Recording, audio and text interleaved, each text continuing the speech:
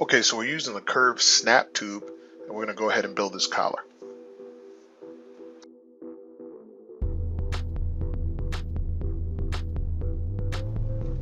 So bring that back and take my move tool, and I'm just going to make some adjustments to it. Figure out the best way to turn this up as a collar.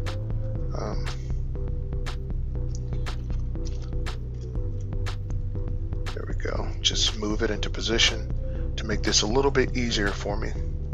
And I'll show you how I fixed little things like that. And there may be a better way, and that's okay.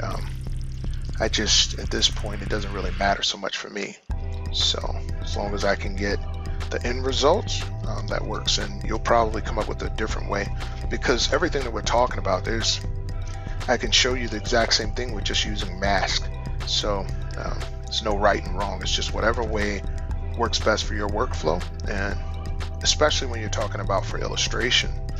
Now when it comes to games, it's a little different, because with games, your poly counts matter, your meshes matter, all that stuff comes into play.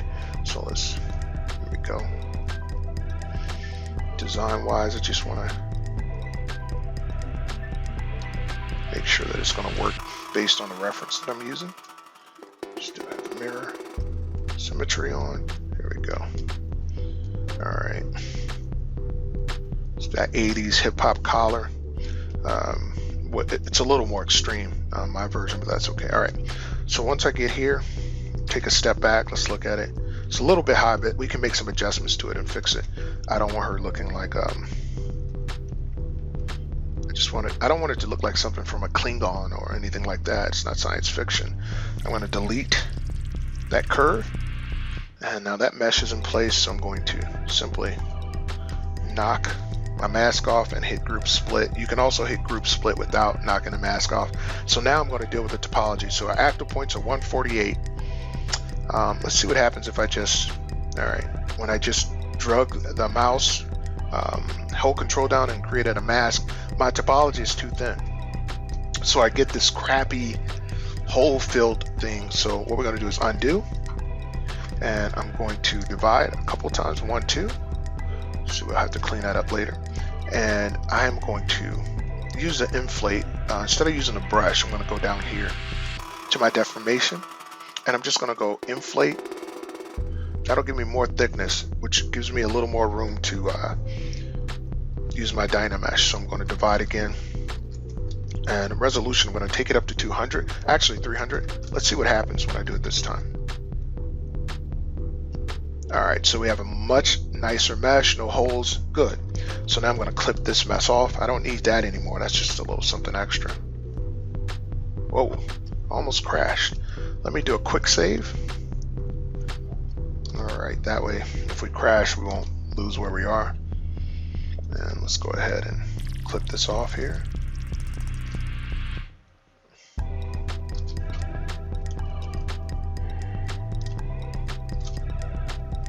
Just do a close hole. There we go, okay.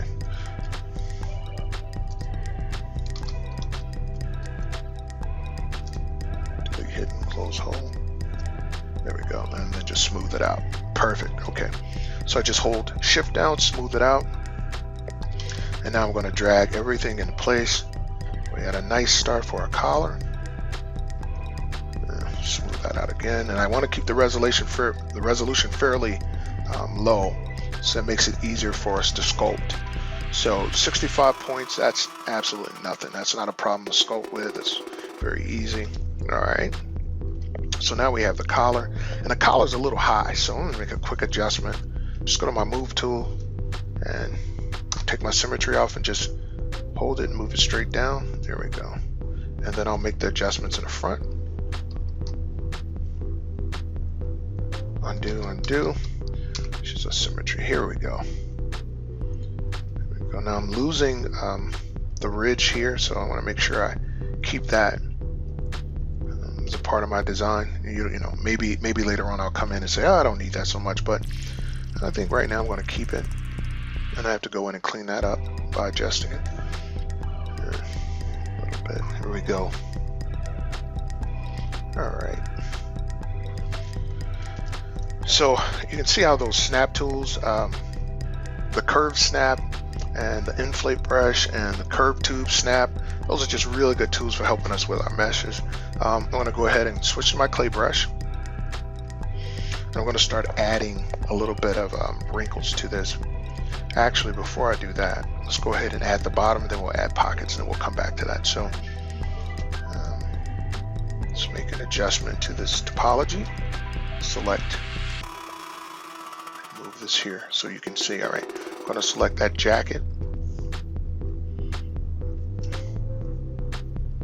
make it a little bit longer, and then I'll come back and grab those two and pull them down. I like the short back, give it a little flair, a little more design. All right, so just go and smooth the edges here, and let's smooth the edges on the inside too. There we go. All right, and so now I want to create the collar at the bottom. I don't know what the technical term is for that, but I think you guys get the idea. So I'm going to switch back to my curve tool, start from the back, and just swing it around.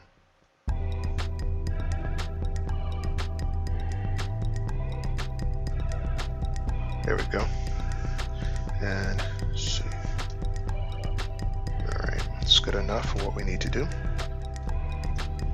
I'm going to zoom back and let's delete that curve, and then I'm going to go ahead and actually I'll start to move it and shape it here, right while we're here, just to get an idea of what I want to do once I separate it. Okay, that's good. That's good positioning. So I'm going to go group split again, and now it has its own separate layer. I'm going to turn this guy back on so that I can see while I work exactly where it should be, and just start to, there we go, start to move this guy a little bit into position. Then I can divide it. Whoa. Control D, get a few more active points so when I smooth it, it won't all fall apart. Let's use our Dynamesh again. There we go, that's good. And now I can just sculpt it and put it in position.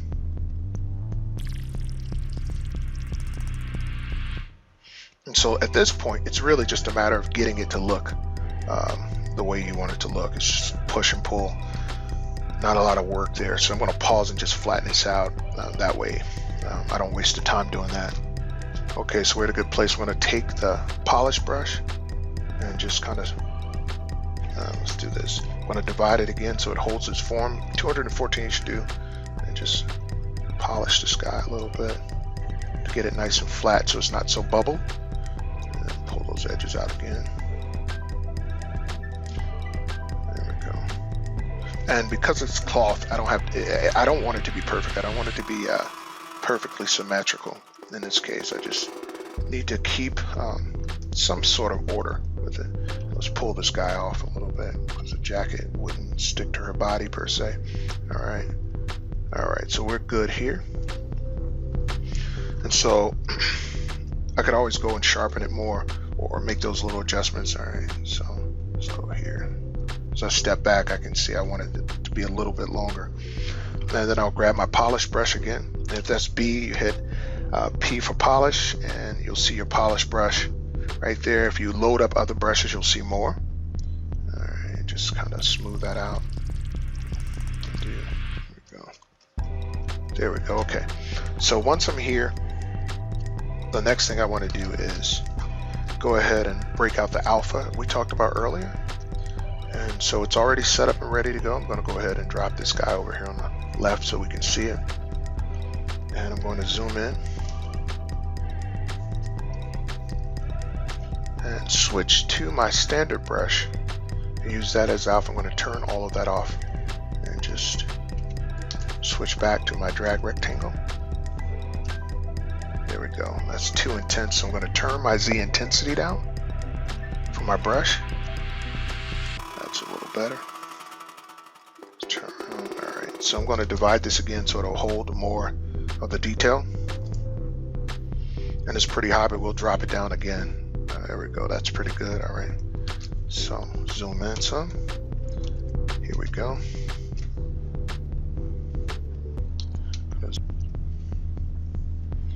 rotate around. And I can overlap. It won't. That's a small detail that will actually give me more texture. So turn everything else off.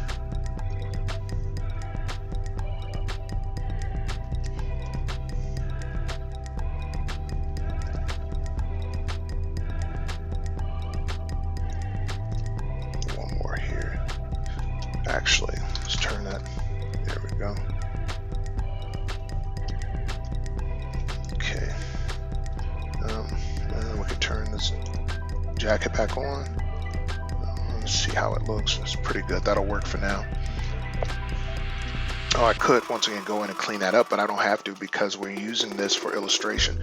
So I'm going to go ahead and do the sleeves next.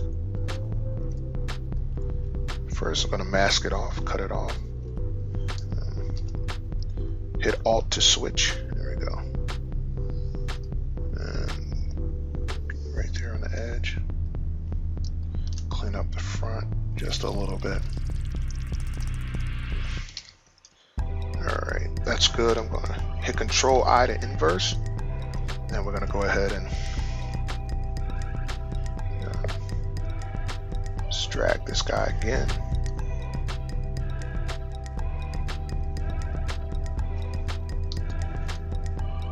Zoom in. And I want to give a little bit more of a raise, so I want to bring my intensity up some. Let's see. That'll work. Alright. Undo.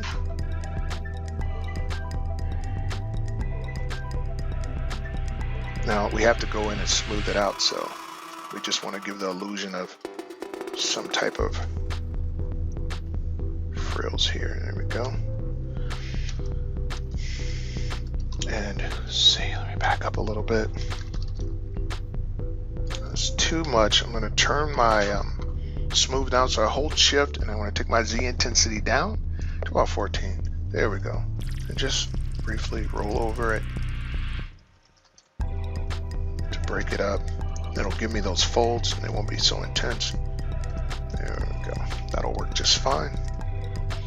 And then let's go ahead and take a look at what we have. And so I still think I want more of a pattern there. I can do it manually by just simply going and grabbing my standard brush. Z add is on, and let's go ahead and take this all the way back down to its regular and just hit Alt, click, and just drag it through. Let's change this again to a freehand. You can do it that way. I can also switch to my clay brush, which is what I prefer to use, and just I'd rather use a clay than a standard. It's just a habit. No particular reason other than the results. Smooth it out some.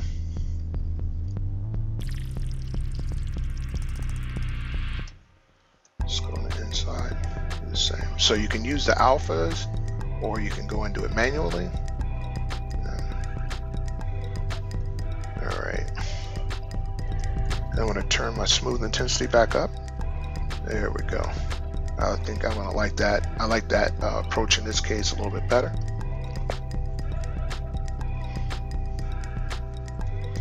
Now, once we get here, we're at 562. Let's go ahead and wipe that mask off. And let's say that I want to, 562 is okay, but I'm going to use the Z remesher to give me better topology for later on. So let's go to geometry. And I'm going to click, turn it up to 100, and click my Z remesher. And as it operates, it's going to give me better topology, and it's going to probably bring this. And so we were able to get it from here, 562,000 points, to here, 20 points. And now we're working with a much smaller object. Maybe you don't want it to go down that low. That's fine when you're working. So let's go ahead and turn on. I'm going to turn the lines back on here. And let's turn the waist back on.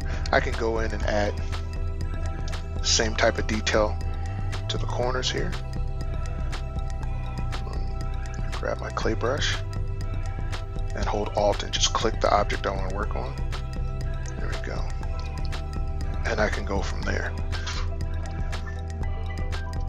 Once I have them there, I can just smooth them out fairly quickly. Those are nice ridges. I can reconstruct the topology if I need to, if I feel it's too lumpy. But in this case, I think it's fine. There we go. Add one more here. All right, let's take a step back. Let's look at this. And everything is okay here. It's a good start. I'm going to go ahead and adjust the curves that I created. Grab my move tool.